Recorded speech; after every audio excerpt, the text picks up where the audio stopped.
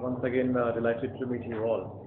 Now we are heading towards the estimation of national income, chapter number 3, that is national income and related aggregates. In this chapter, we will be talking about the different forms of or different ways to see our national income. In this chapter, there are concepts which are given. Those are concept of national income, domestic and national concepts of income, gross and net concepts of domestic product and market price and factor cost, aggregates related to national income, nominal and real GDP, and at the end GDP and welfare.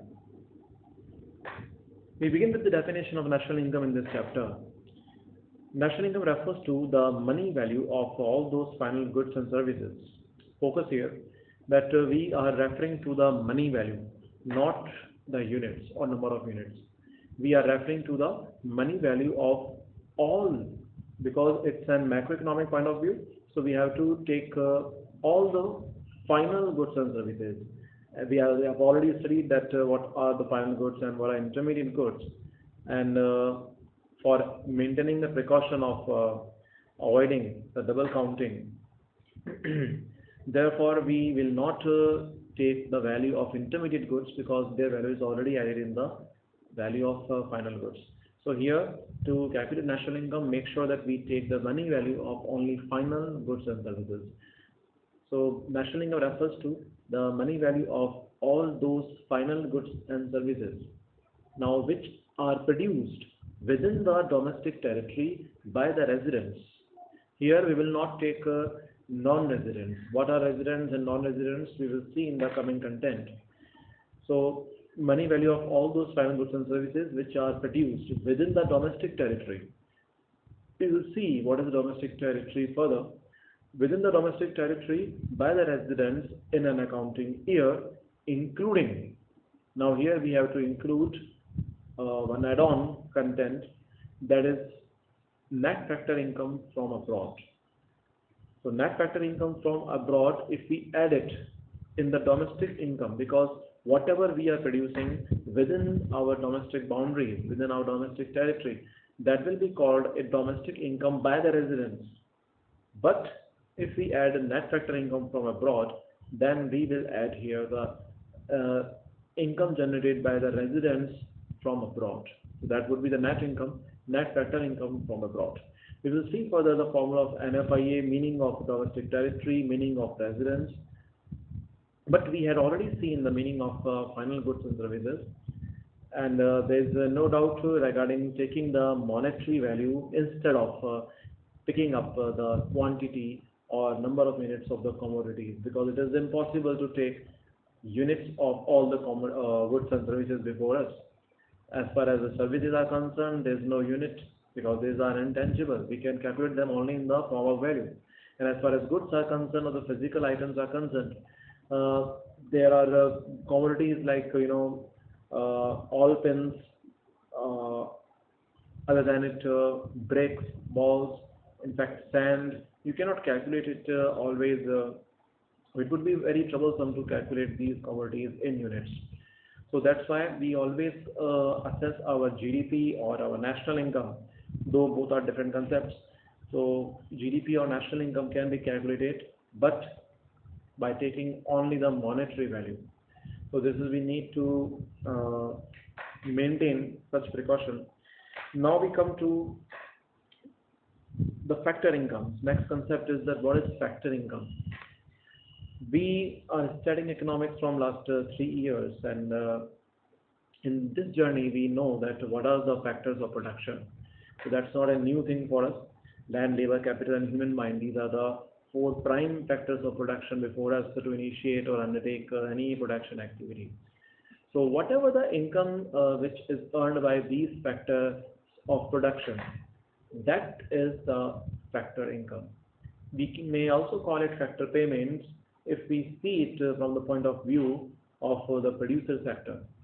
So we had studied that the household sector is the agent or is the owner of these factors of production, and these factors of production are supplied by the households to the producer sector.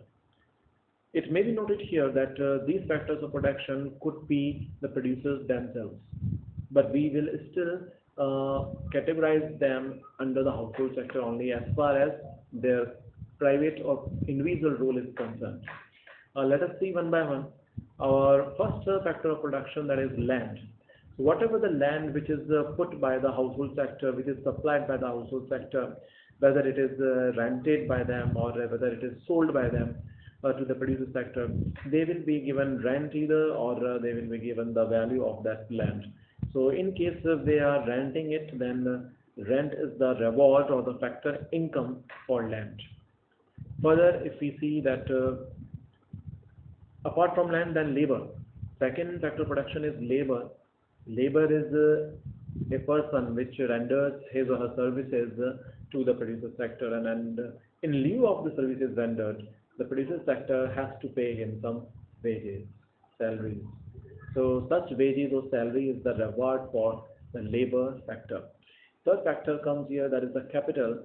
Whatever the capital we have invested, you must see here that whatever we make the kind of consumption expenditure or investment expenditure, this all money flows towards the producer sector. If you consume something, you have to purchase goods and services. If you invest somewhere, that money is invested, could be logged in or in the share market. It could be logged in the share market, or it could be logged in form of jewelry or kind of land you have purchased, properties you have purchased.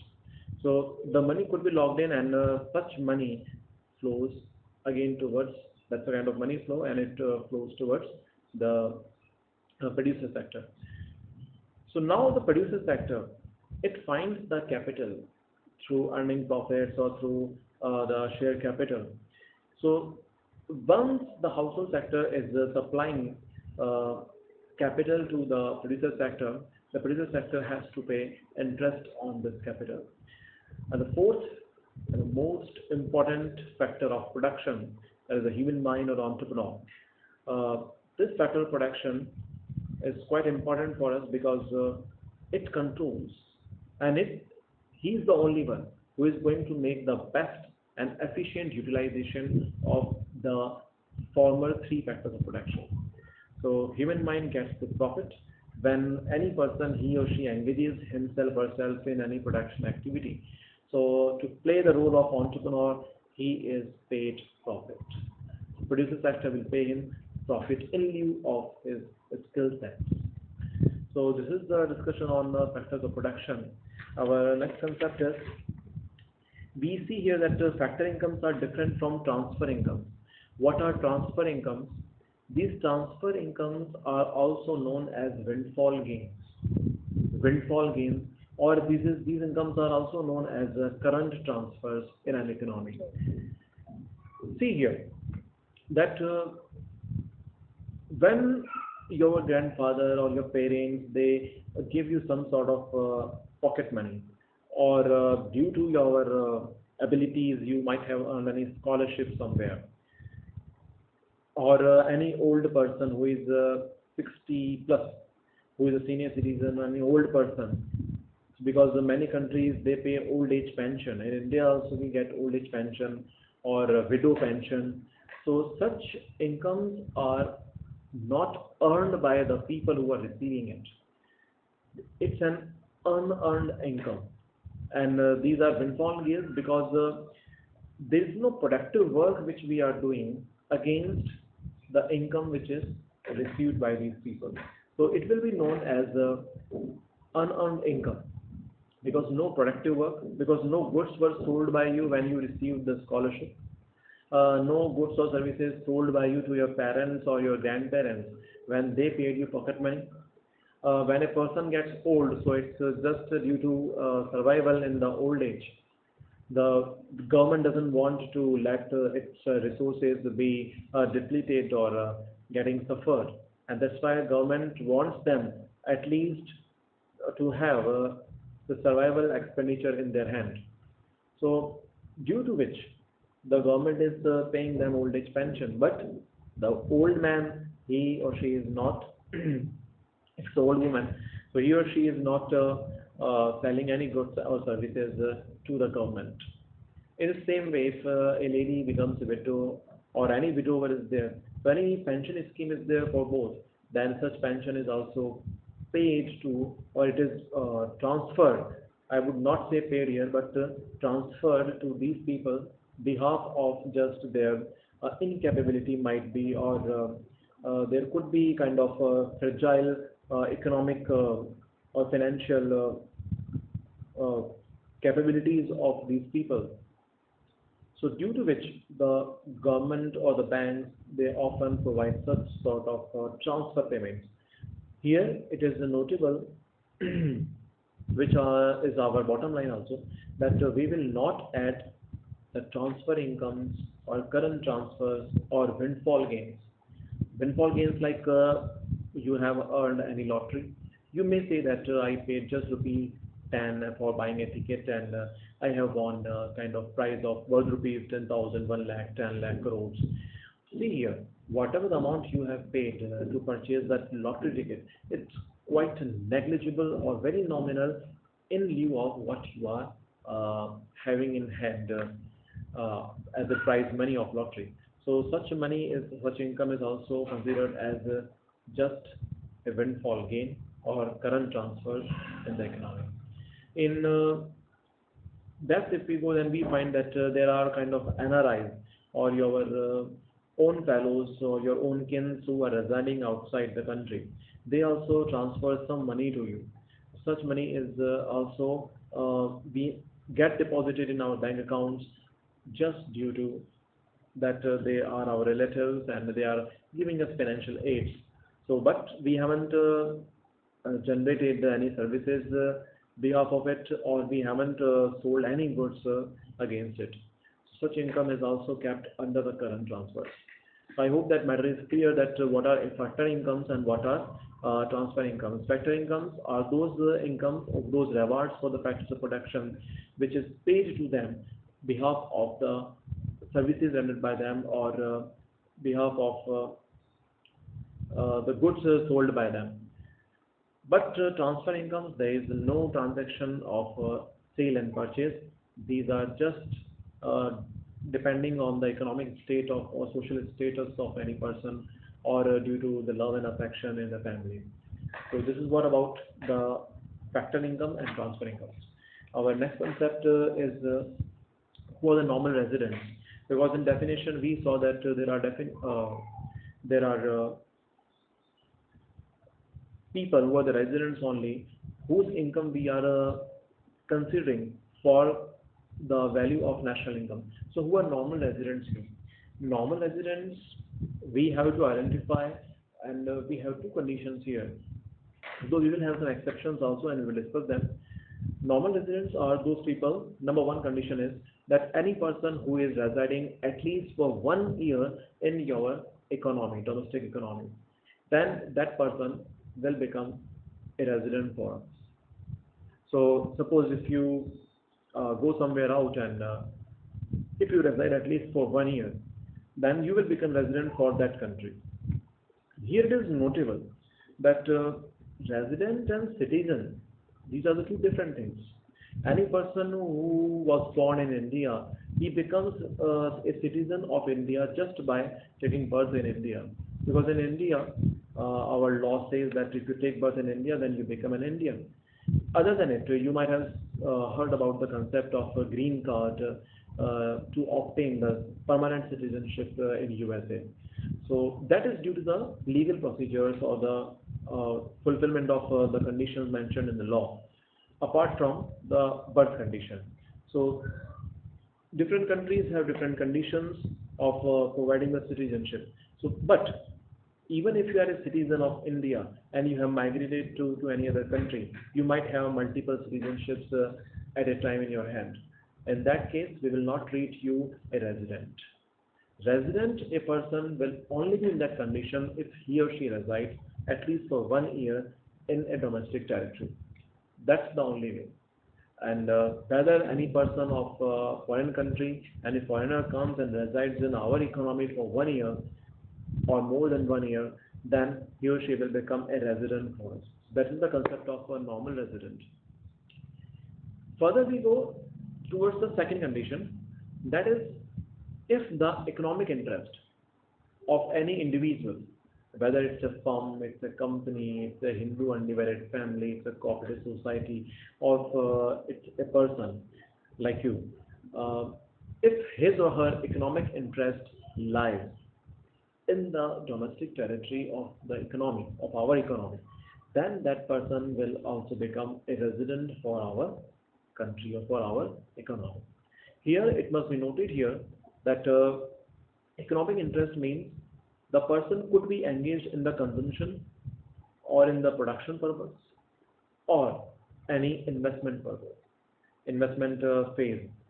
So production, consumption, and investment. The person could have his economic interest in these three different segments.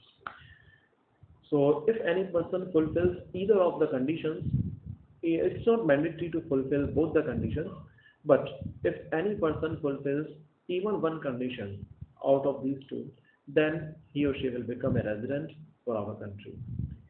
But we have to note some exceptions also. There are some sort of rules of thumb, and the number one rule is that if any person goes out for any medication purpose or any studies purpose, education purpose, then he or she will not be treated as a resident even when he or she is residing for more than 1 year or 1 year.